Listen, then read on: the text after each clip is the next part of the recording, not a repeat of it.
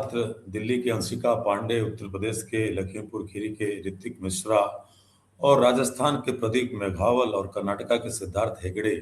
की असामयिक मृत्यु हुई है। मैं व्यक्तिगत तौर पे गहरी शोक और संवेदना उस परिवार के प्रति व्यक्त करता हूँ, क्योंकि ये एक असामयिक मृत्यु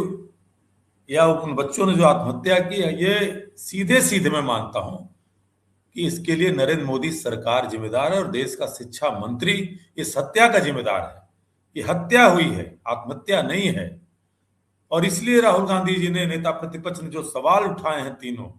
वो सवाल राहुल गांधी जी के नहीं हैं। वो सवाल 22 लाख उन बच्चों के परिवारों के हैं, और वो परिवार भी शामिल हैं जो लगातार 5 बार 2014 से लेकर अब तक नीट की परीक्षा 5 बार लीक हुई। वो सोचते थे अब कुछ होगा, और इसीलिए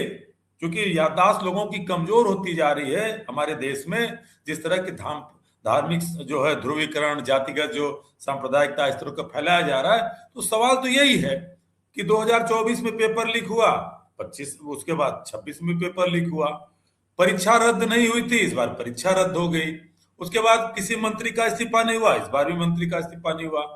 सीबीआई की जांच के आदेश हुए थे, इस बार भी सीबीआई की जांच के आदेश हो गए, एक और कमेटी बना दी गई, फिर इस बार कमेटी बना दी गई। तो सवाल यह है कि जब देश के प्रधानमंत्री लगातार, जो अपनी डिग्री तो इंटायर पॉलिटिकल साइंस की बताते हैं और कोई आज तक देख नहीं पाया, कोर्ट भी कहती कि नहीं देख सकते, जुर्माना लगा देंगे, वो जब कहते हैं कि परीक्षा पे चर्चा होगी, और आज परीक्षा पे चर्चा करने का विषय तो नरेंद्र मोदी जी का यहां बनता है, इस पे परीक्षा पे चर्चा नहीं किया, 24 में लीक हुई चर्चा नहीं किया, 90 से ज्यादा परीक्षाओं के पेपर लीक हुए, कोई चर्चा नहीं होती। और सबसे दुखद पहलू यह है कि जो दोषी होता है, जो एनटीए है, मैं तो उसको नक्कारा और नफादा टेस्टिंग एजेंसी कहता हूं,